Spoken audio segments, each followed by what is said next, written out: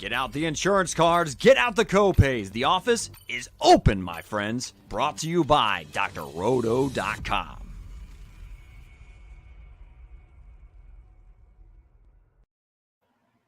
Hey everyone, a happy Tuesday. Welcome to the Look Back podcast with Sam and Maddie, brought to you by drroto.com. Get your daily prescription of fantasy sports.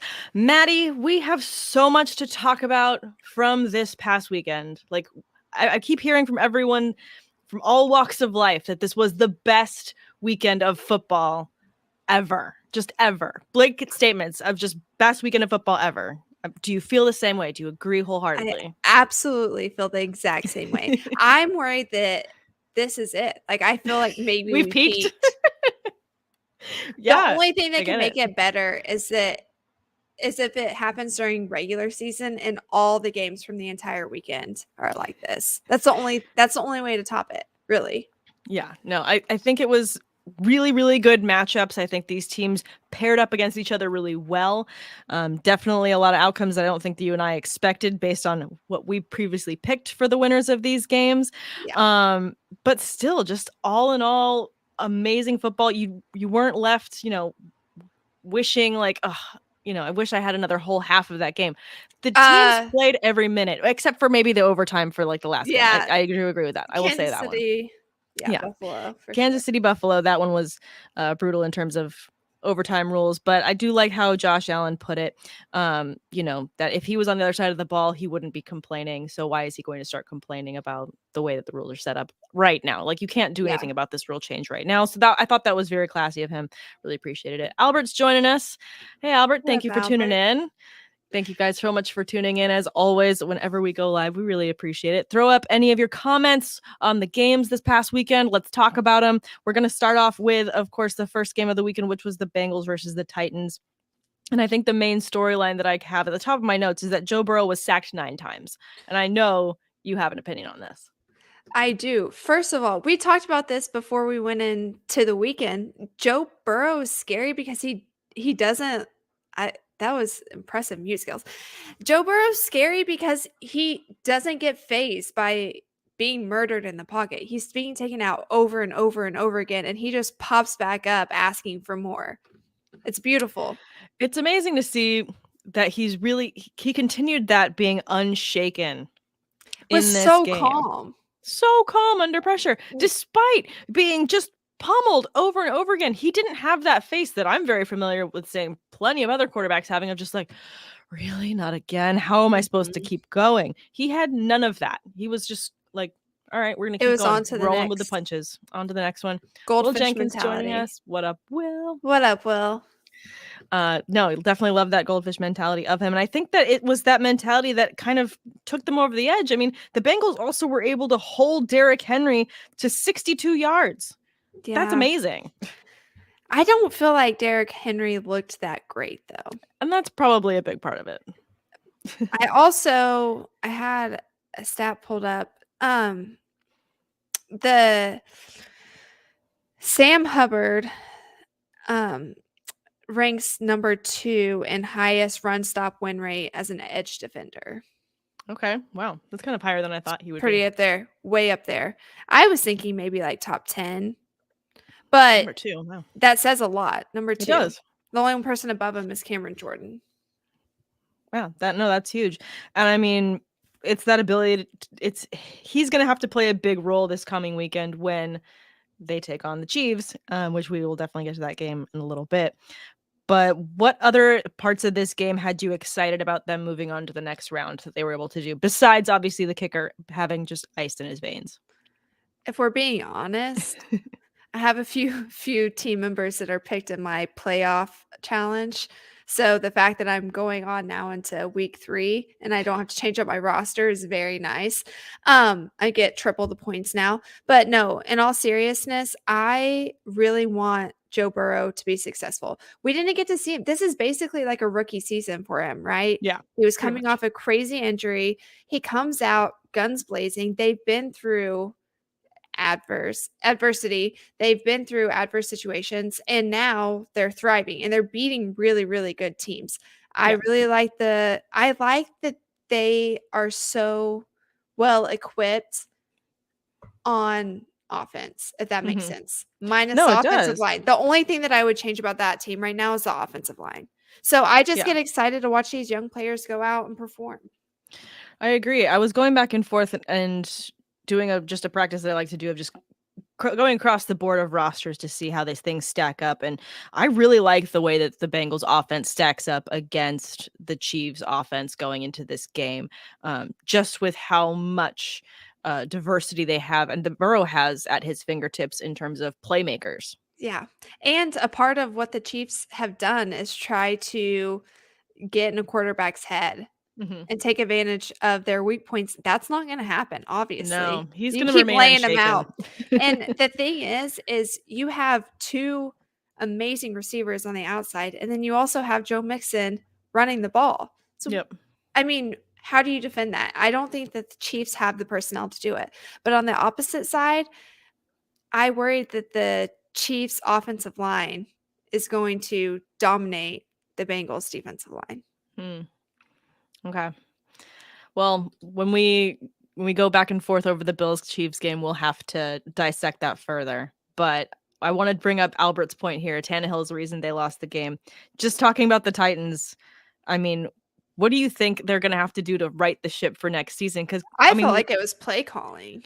it was just poor play calling. You feel like Tannehill's still the answer there, not like I make a don't quarterback shift. I don't know that Tannehill's your go-to guy, but it's been the same issues that they've had all season. It's just now you're in the playoffs.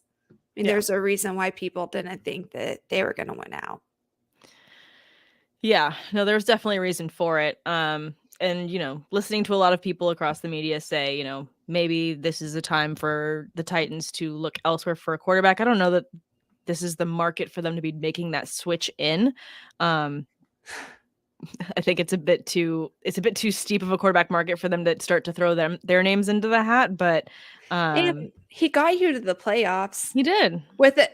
I mean, that team's been through without some Derrick Henry. without Derrick Henry, and that team's been through some stuff. And Yeah. that's where I get upset with like the people that are on Tannehill, because you're fine with him as long as he's making plays and getting you places. But once you lose, it's all his fault. Yeah. No.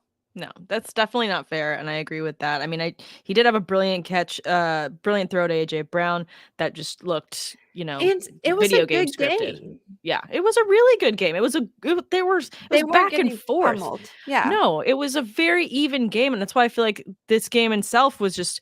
I loved the matchup of these two teams. We didn't really know what we were going to get seeing them stacked up against each other, but I felt like we weren't disappointed by how it showed out. I think we were all Not at impressed all. by just how well they matched up. So that was to me really exciting. But let's move on to the Niners and the Packers. And what I love between these two games itself, kind of felt like the kickers kind of saved the day at the end of it, which is always kind of fun. But Jimmy G with only 131 yards and he's moving on. That's kind of the weird thing to me, just looking at the Mhm. stats and going forward. Plus he had 4 sacks. So as opposed to Burrow, who had over 300 passing yards and was sacked 9 times, Jimmy G throws it for 130 yards and gets sacked 4 times and still somehow that team wins. It's just beyond me. I know how. Aaron Rodgers. Aaron Rodgers Yes. was MVP for the 49ers. Somebody Yes. come at me and tell me that I'm wrong. He was looking Yeah. at one spot and one spot only and refused to throw the ball to anybody else who got open. No, that's absolutely true. I mean, it's just plain in the stats. I mean, it was Devontae Adams all day. It was Aaron Jones all day. I mean, that beautiful catch and run that he had for 75 yards was insane. And after I saw that Mhm. play, I was like, okay, well, there's no way the Packers are going to lose this game.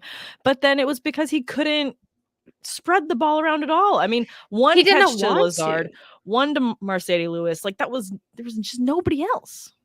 And I feel like that is translation from what's happening in the locker room Mm-hmm. onto the field. Like, Yeah. full transparency, you were a big drama queen. You basically told Lazard that he wasn't good enough, that you needed to bring in somebody that you were comfortable with because you weren't comfortable with any of your receivers and that Yeah. they weren't going to be good. And you throw this big, long fit and they go out and perform for you. Lazard made some crazy catches that got them to this point, right? Yeah. And you're not going to get him the ball when he's open. No. And there were multiple times. And I mean, I'm not an Aaron Rodgers fan anyway, so I was kind of pleased with that outcome. But I mean, like at this point, it is what it is. He lost the game because he was being stingy. He definitely lost it on stinginess completely. And you just, on the opposite end of seeing such veteran like wisdom and such cool from Joe Burrow that we saw in that previous game, even under crazy pressure, you look at the sidelines and see Rodgers and he looks resigned. He looks like, I just don't want to be here. And it was just, it goes back to what we talked about last time. I'm here so I don't get fined. Exactly. That was the entire like look that he had the entire game. Even in the press conference afterwards, it was very much, you know, I'm here so I don't get fined. I'm like, it was just that full mentality, not a true leadership mentality that you want from your quarterback when you're in a playoff situation where you have an MVP caliber quarterback. He should be stepping up. He should be rallying, saying, go get open for me. I'm going to be going for you. I'm going to go for you. We need to get out of this situation. He did not do that. Where was the leadership? Where was that? He doesn't have it in him. No. I agree. So disappointing. The 49ers, I was kind of disappointed in their play. Specifically, the Kittle drop. Yeah. I felt like they made a lot of loosey-goosey mistakes. Mm-hmm. I still don't feel like their offensive line played that well.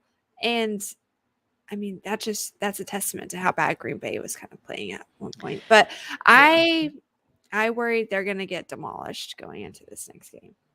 Yeah. And, I mean, we can pivot between this one onto the Rams-Bucks matchup because, obviously, we have the Niners facing do I have that right? Yeah, we have the Niners facing the Rams. I'm like, this is the talk of all LA news right now. Is anytime I turn on any radio show, what I immediately hear is LA ticket holders, do not sell your tickets. Do not sell your tickets because LA fans are just like, oh, I'd rather just make the money and watch the game at home. Cool, you do that and your team's going to lose because all of the Niners fan base are going to buy up as much tickets as they can so they can make it loud in that stadium. Because they do travel really well. The Niners fan base travels very well down in LA. I love that that's a thing. It's such a huge thing. And it's like everywhere I'm hearing it. I have heard it multiple times today, yesterday. I'm going to keep hearing it all week up until the last minute because people still scalp tickets right before. So it's like, don't sell your tickets, people. Stop. Like, don't do it. Don't do it. Having been there, thankfully I was there. It is loud. And if you can get all your Rams fans there, we'll have a chance. But if it's packed with Niners fans, there is not a chance in hell Stafford's going to be able to complete a pass to Cup to anyone. It's just not going to happen. Yeah, the Rams need Stafford to be playoff Stafford that he has been the past couple games. Yeah, no, he needs to be fully cool and collected. However, we need to address the mistakes that the Rams made to allow the Bucs to come back in the third and fourth quarter in their matchup because that was also insane. I feel like some of this is just a Brady curse, you know? All things go curse wrong or magic. I mean, I think it depends on how you want to. It kind of goes both ways with Brady, doesn't it? It does. But also, this is what the Rams have been doing all year long. I do think that the Rams are going to tighten things back up. I do. I think that they're going to come play. I've said this before. My only concern is Stafford. Yeah. He's my only concern. So if he continues to play this way, they're going to be fine in this game. I mean, the thing with the Rams and the Niners all season long is that the Niners seem to have their number when it comes to figuring out the magic key to play against the Rams. They've beat them twice this season already. Mm-hmm. One 27-24, the other one 31-10. So one handsomely, one much closer, but still the running up the middle, like the running game, like they need this defense that they've just spent so much money on and pulling all these extra assets like Von Miller. Like, we got you here for a reason. You gotta step up against this run game. Like, we need everyone, all hands on deck for this run game. If they can't stop it, I think that they could, make the hat trick and beat LA. I do too. I think one thing that we have to take into consideration is that Shanahan is just a genius. Yeah. What else do you put behind that? Some of the things that he comes up with, the way he utilizes his weapons is out of this world. It's unearthly. Thank you for this Here's one, Albert. here's my only thing. We watched the Rams start to do something different in their first playoff game, and then it continued yesterday, which Mhm. if you listen to, I think this podcast is where I talked about how the way to beat the Bucks is to target the right side of their line. So Yeah. basically what they did was they bunched up on the opposite side so that the line had to pull to the left to help protect, and then they brought somebody down and took advantage of the one-on-ones. That can happen here, except their softness, their weakness is more of the middle, which is a Mhm. lot easier to take advantage of if that's what you're going for. They have the personnel to do it, to just get down Jimmy G's throat, get down Debo's throat. I'm interested to see if they're able to do it, because all of Yeah. that is game planning. Absolutely. And I mean, we know that this entire week is going to be game scripted to make those adjustments. Sean McVay, he's no idiot. He's a brilliant coach. He's going to try and make those adjustments, and hopefully, the Rams can execute. That's just going to be the main thing. Like, you just need to execute on Sunday, and hopefully they can get that win. Because I think when you compare Stafford and Garoppolo, it's like, it's not even apples and oranges. It's apples and, shoes. Like, they don't go together at all. I mean, in terms of caliber quarterback that I think that can make the big plays that you need a quarterback to do, Stafford is miles obviously ahead of Garoppolo, in my opinion, on that. I think that you also have to take into consideration this is probably going to be more of a defensive game, right? Mm-hmm. For the Rams to come out and be successful, they really need to work on some different looks for their coverages. You need some crazy sub fronts that are going to throw them off, because Jimmy G's not back there making the decisions. You No. have your genius on the sidelines and then up in the air who are seeing everything as you come out. So if you continue to come out and you run the same looks that you do with all these other teams, like their 49ers are going to be prepared for that. Yeah. Trent Williams, I agree. I think we're fine there though. Yeah. I mean, prediction on that one before we go back to the Chiefs, Bills, and circling back on the Bengals with Rams versus the Niners. I mean, I'm leaning towards the Rams, but I don't feel good about it. I'm leaning towards the Rams because I don't know that the 49ers are going to be able to stop them. Yeah. And let's see, we got Eric joining us too, saying game plans and play calling for the 49ers are works of art. I don't even know how else you can say that. That was beautifully put. Very well put. Yeah, it's watching his offense sometimes makes me feel like I don't know football. Like the fact that I have to pause and rewind on some things, like that doesn't happen very much anymore. It does when I watch Shanahan's offense. I like it. I mean, anytime I can learn more about this crazy game that I love, I appreciate it. So I love seeing stuff that I've never seen before. It makes it fun to watch. Yeah.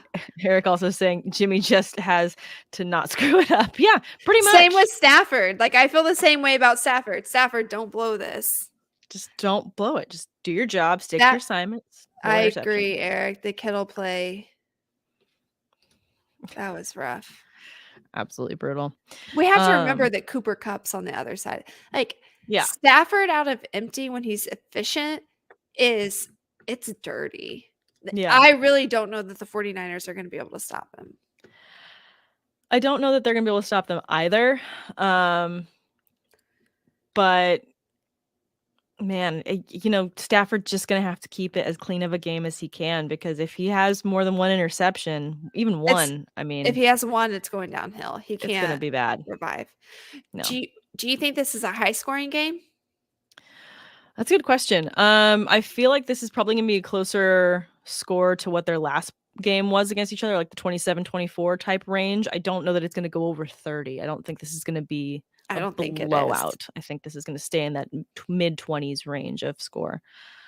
Maybe even 21-24, like on the low end of it. I could see that happening. This is going to be a tough game. This is going to be one where you're going to have the sweats. It's just going to be exhausting. Every play is just going to be stressful. It's probably going to be a 0-0 first quarter as well. It's just going to be slow, and then, it'll finally get off the ground. Yep. Goodness. I get behind that. All right, let's move on to the Chiefs versus the Bills. Both of us picked the Bills. I'm very disappointed. I know you are as well, that they did not finish it. But crying out loud, 13 seconds apparently is too long to let Mahomes have the ball. Is the main storyline that people will not stop talking about. Unbelievable. And I heard people just reaming them for not. It was on the Ross Tucker football podcast. Okay. So I was listening to that and he was like, why would you give a touchback there? Why would you kick it all the way down? And I'm sitting here thinking, like, Ross, homie, I need you to go back and watch the Bedlam game between OU and OSU in 2014 and talk to Bob Stoops before you say that somebody should kick it to Tyreek Hill and just see what happens with 13 seconds on the clock. Yes. You will leave the stadium in tears. Been there, been that fan.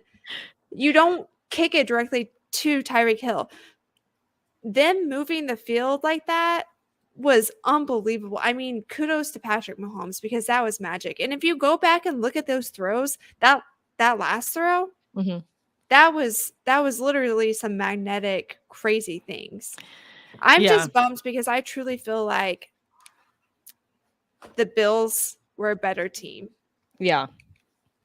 I mean, obviously not, but no, I mean, you know, as you watch the game go back and forth, I mean, you're definitely having this feeling, and I think it's going to be a storyline that just is going to be one for the next 5 to 10 years, depending on how their careers go. But this back and forth between Josh Allen and Patrick Mahomes and their skill level and just the way they stack up against each other is just going to be something that we continue to talk about. And this is just two mighty foes going back and forth, a la Peyton Manning and Tom Brady. This is just going to go back and forth. And this is just, you know, falling in the category of not Josh Allen's year. Maybe it's next year. I hope it's next year because I feel like every year we've seen him put in the work and get better. And he's just performing at such an elite level. I was very surprised that they couldn't pull off the win for this. My funny takeaway was I was obviously, full disclosure, I was traveling this weekend. I had a friend's wedding to go to. I was in Lake Tahoe, so I caught as much football as I could. But one of the things that made me laugh out loud in public, and to a point where I was uncomfortable laughing in public, was I heard someone on one of the tram buses going back and forth from the plane to the airport say, "Who's Gabriel Davis anyways? Why did he get 4 touchdowns?" And I was thinking, does this guy who thinks like he sounds smart right now just watch football once a year, twice a year with his guy friends and thinks that like he's totally in the loop? I'm like, where have you been, dude? Like I had to bite my tongue because I was like, do not interject with this person. That's not worth your time. No, you are not going to do this. Have you been living under a rock? We knew this was going to happen. I picked Gabe Davis in my DraftKings lineup for the weekend, and I was so happy because of it. It saved me so much. But like, I knew that if they were going to shut down Stephon Diggs, it was going to be a Gabe Davis day. I don't think that this is rocket science. All you have to do is catch a couple games all season, and you would have seen this. Like, this is not out of left field. I love that he had such an amazing day. I know that they like him a lot there. I'm very excited about his potential for next season as well in terms of fantasy too. I just need to know for myself, was this man wearing a jersey? No. Oh. No. Those are usually the ones. But he was sitting between like around like 4 or 5 other friends that were like, yeah, I don't know. And I'm like, oh my God, you guys don't even know what you're talking about. Let me educate you. Excuse me, kids. Please get in line. Let me teach you a lesson. Please grab a pen and paper. It's just a heartbreaking loss. It just is. And I mean, everybody who follows me on Twitter knows I was really rooting for that Spencer Brown thick six. I know. That he could chug a beer. Maybe next year. There's always next year. I will say it was a great game. I wholeheartedly agree with Mina Kimes, who tweeted out, "Screw the Super Bowl, give us best of 3." Yes. I agree. I love it. I'm here for it. Yes. I don't feel like we're going to get a better football game. I really don't. I agree. I mean, looking at how that broke down, and again, just the caliber of these teams, the weapons that they each had, and the way that each of those quarterbacks used all of those weapons too, I just feel like this was the Super Bowl that we deserve, and we're not going to get ever. Yeah, I agree. I'm going to say it, and I know I'm going to get backlash for it. Do it. The taunting rule, either call that shit or take it out. But this back and forth, like, the taunting calls are they're just mind-blowing to me. Like, Yeah. what happened in the Bucks game, to go through all of that and then to turn around and I don't it was Tyron, I think, right? Ty I don't know. Yeah. Threw up the deuces and then didn't get called. Yeah. And I'm just like, how can you do that to somebody's face, but then Brady tries to talk to a ref and gets in trouble? He gets a penalty. It's No. just either call it or don't call it. Also, um sorry. No, don't worry. We don't have to pull up all of the comments that I'm come in. getting distracted. It's okay. So oh, I don't know where I was at on that. But yeah, I either call it or don't call it, but it's really annoying to me. No, definitely annoying. I mean, I think that to me, I'd much rather them like call every single face mask every time someone's Yeah. finger gets in a face mask. I don't care if it looks like he's turning his entire head or if it's just a little nudge. Call that every single time. I would much rather prefer that all day every day than this taunting rule. What I miss too, years back when players would get called and fined for having a pen in their sock and they'd sign a ball and throw it in the stands. That one I get because you probably shouldn't bring inanimate objects onto the field, but it still was Yeah. fun to watch. I mean, Yeah. we're here to have fun and enjoy watching these games, aren't we? Yeah. That's the Just whole point. And you're literally taking all the fun out of it. But it's just, I don't know, it's frustrating to see it go one way and not the other. Um I This is a personal take. yeah. I think Patrick Mahomes is a great quarterback. I was mostly disappointed that they made it because this means another week of Jackson Mahomes and Brittany, soon to be Mahomes. And the stupid videos. And, like, I feel like there should be a rule. If you can't tell me what play action is, you shouldn't be allowed at a football game. I agree. I mean, I saw that video of her she was popping the champagne and then spilling it all in front of people in front of her. Yeah. I mean, That wasn't even the bad one. The bad one was the ones that she said, F you to the people who said we were gonna lose. We're not effing losers. Where the F are you at now? And I'm like, sweetheart, you lost the whole first part of the season because of your man. Like, where were you then? I know. It's super fun to just, to rain on the parade when you're winning. But where are you at when when everything is going right and wrong? Like you got to be consistent. It's just ridiculous. But yeah. I'm glad I got anyways. that off my chest, though. I'm glad you did too. My it's- negative banter of the day. It's just like, come on. I mean, there's positives and negatives all season long. There and then is. it's gonna happen in the middle of this playoff weekend as well. But let's talk about how we see. Like, I want to go back to the offensive line because you were beginning to talk about it before we moved on to another game. But you feel like the Chiefs' offensive line is going to do a much better job against the Bengals' defense than, let's say, the opposite way around. I do. I think that the Chiefs have a really phenomenal offensive line, and I think that it should continue. Patrick Mahomes, if you can get to him and you can rattle him and he's not playoff Pat, Mm-hmm. okay, but he just, even whenever things started to go wrong, he didn't leave the pocket early. He stayed. He was calm, cool, collected. So that makes me feel a little bit better. But yeah, I just feel like more often than not, the Chiefs offensive line is going to win this matchup. But I also feel like the Chiefs are going to have a hard time shutting down Burrow. I agree. I think that's going to be They're going to win in the trenches on both sides, but I just don't think that it's going to matter. Like, this is going to be another game where I'm going to bet the over in terms of the score. I feel like this one is going to be a big, like it's going to have to be. I mean, Burrow is going to have to literally not only be as consistent as he has been all year long, as opposed to Mahomes, he has been consistent all year long in terms of getting the ball out to every single one of his pass catchers, peppering it across his targets, not getting stuck on a single target, and being consistent with his completions as well and keeping that clean. I think he's going to have to do that again. I believe he can. And I think that if they just can't find a stopper for that, this is going to be a Bengals win. I think so too. The Bengals can't have penalties. Yeah, that's going to be really key. That's what's going to kill them because the Chiefs, I don't know that the Chiefs will. The Chiefs have come out looking a little polished, but they have the opportunity. The Chiefs aren't going to be able to shut them down. They don't have the personnel. So Yeah. as long as they come out and they play, they're going to be fine. No. 54.5, the over-under on that game. Albert saying, is the over-under on that game 54.5? I'm going to go over. I'm just going to always bet the over on this. I just think that's going to be so much easier. That's not unobtainable.